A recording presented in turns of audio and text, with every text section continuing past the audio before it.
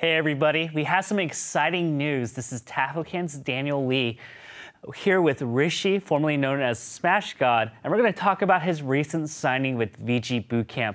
How do you feel about that, Rishi? Feels great. It's a good step. First off, I have to ask, because this is going to be the first question that many people are going to ask you at tournaments, why the tag change? Yeah, so largely the reason that I decided to change my tag to my first name is for practicality reasons. It's pretty difficult to search me on any sort of social media, Reddit, Twitter, etc., because most people don't actually know how I prefer to spell my tag. It's gotten better over the years, but you see it spelled with a space, with a zero, without a space, and I think this will help streamline things. And also, as I move forward with my esports career, I think it'll help the way that I present myself professionally. But you're always going to be known as SmashG0D to me. I don't know Yeah. how long it's going to take me to get past that. It's kind of funny because I feel like VG Bootcamp has a history of having players that change their tags. Shouts to PPMD. Shoutouts to PP, for sure. So, this is big news. This is moving up the ranks in terms of sponsorships. So how did the conversations go, and why did they go about picking you out of all the other awesome players that are also in MDVA? Well, I've been friends with the guys over at VG Bootcamp for a long time. And I think over the last couple of years, especially over the last year, I've definitely been distinguishing myself among the other players in MDVA and distinguishing myself among all the players in the world. And Gimmer mentions this in his video, but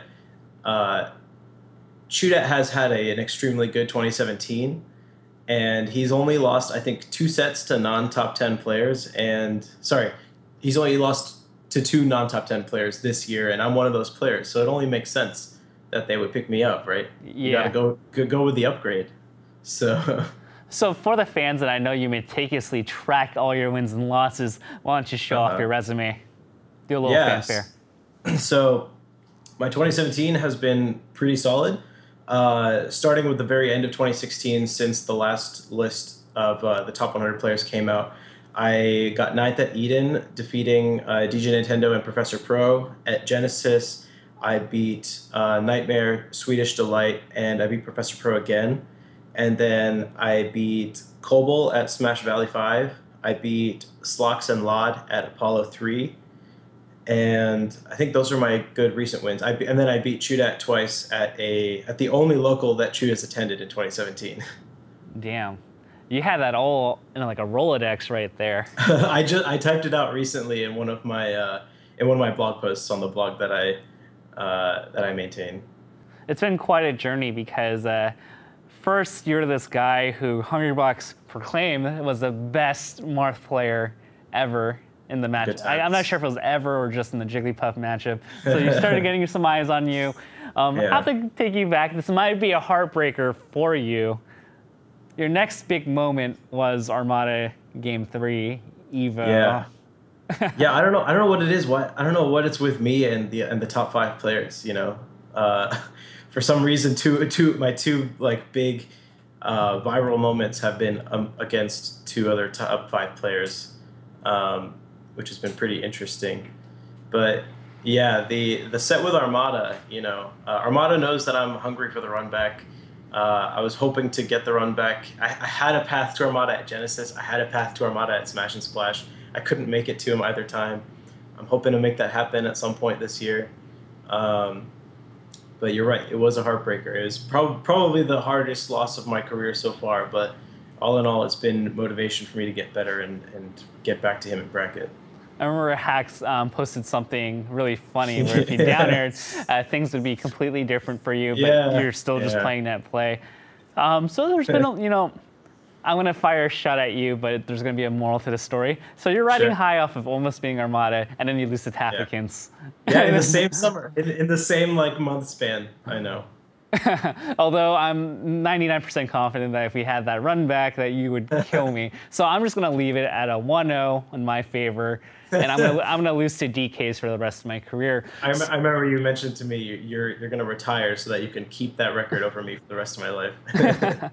So you've been going through a roller coaster, but that roller coaster up and down, if you kind of look at it, it's like a sine curve, but the sine curve is always going up gradually. So how are we going about improving the floors, improving your peaks and making you a lot more consistent? Yeah, so that was a big goal of mine in 2016 was to, every time I took a loss, I would look at like, how did this loss come about? Was it out of game factors? Was it in-game factors? Do I need to study this matchup harder? Do I need to work on my neutral game, punish game, etc.? Do I need to do something different to prepare for those matches? And basically, I wanted to keep on covering all my bases, and I felt like the only way to do that was more and more and more experience. Coming into 2017, I'm finding my lows to be higher and my highs to be higher. But the name of the game is consistency. So I'm pleased that these days I'm finding fewer and fewer holes in my overall gameplay, my overall out-of-game preparation. But in the meantime, I'm working really hard trying to get to as many events as I can. So, the general consensus is that you're anywhere from like a top 30 to like a top 50 player, depending on who you ask. Right. Ask MGVA guys, you're probably closer to the top 30. Ask anyone else. Regional bias, which is expected. But I guess the question I have is, what separates you from, reaching that next tier of players in like the top 20 to 25? That's a good question. I think it's like I mentioned, it's just I need to keep going to events, and I need to show people that I am of that caliber, that I'm going to be placing in those events and in those tiers. I need to keep placing high. I need to keep going to events. Sometimes it just comes down to like who you're playing. Who your wins and losses are at a bracket. Sometimes you get an unlucky bracket. Sometimes you get a bracket of matchups that you're gonna do really well in. And the more events you enter, the more clear those strengths and weaknesses are going to be. And that's what I'm hoping to show this summer. So to put it a little bit more tangibly, I'm not sure if you have goals, but what are your benchmarks for the summer? You're talking about that a lot. Yeah. So my benchmarks for the first third-ish of the year, I started off strong at Genesis, getting 17th and making a few strong wins. I wanted to maintain that level as much as I could because like I said, sometimes it just comes down to your bracket, and I wanted to make sure I could maintain that level against a variety of opponents. So now my goal is to elevate that in my head is what the average is. I want to increase my average as much as possible and go from making 1 or 2 big wins to making 3, 4, or 5 big wins. I want to make it deeper into those brackets. So it's really about racking up those wins for me this summer. So you're mentioning a lot about like having a good bracket or bad bracket. For you, I think you're talking about it in terms of characters mostly. So what are your strong matchups and what are your weaker matchups that you need to work on? Yeah, so I think most people would agree my strongest matchup is Peach. Having gotten Peach practice for the last infinite years against my brother Lod. And I think maybe a few months ago, some people would say that Sheik was a weak matchup of mine, but I've been working extremely hard in that. I think my sets against Swedish have helped. I did lose to Kells at Smash and Splash, but it happens. I think to some extent it was a stylistic counter, which in my head is like, that's just one more thing to work on. I lost to Wizrobe also at Smash and Splash. Falcon is also on my list of matchups that I need to work on. And I'm always grinding the Spacies matchups because you have to be grinding those matchups no matter what character you are. So overall, I think I've actually had kind of the opposite journey that a lot of Marth players have, where they pick up Marth because they think Marth can fight with Spacies. Whereas for me, I started off strong against Marth versus Floaties, and I kind of had to train myself how to fight the faster characters after I'd learned the Floaty matchups. But that's where I'm at now.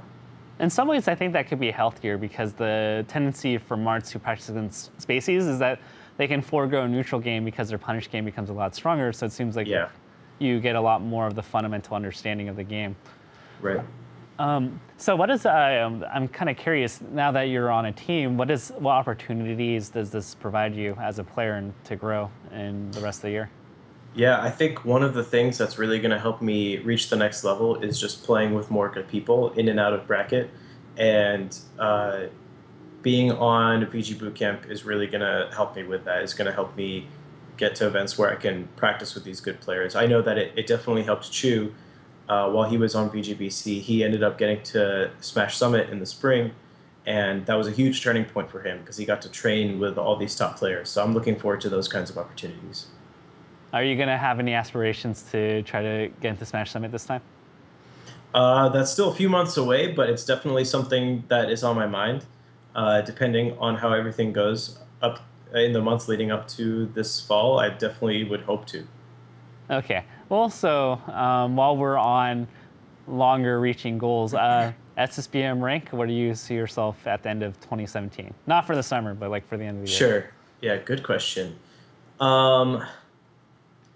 I would say my stretch goal would be top 30 by the end of the year. And I think a more realistic goal for me, if I really like keep working hard, would be to solidify myself in the top 40 for the end of 2017. Who's better, you or Zane? Oh, the ever-present question. So it's hard for me to say anything now, considering Zane beat Leffen last weekend. But I will say this: the last time Zane and I played was a couple weeks ago, and he beat me. But that was the first time Zane beat me since June 2016. So I will hold my like 33 record over Zane. All right, he beat Leffen, but by the transitive property, we know where that goes. Well, on the flip side, he bets Leffen, you raise him Armada. That's he he actually beat Leffen.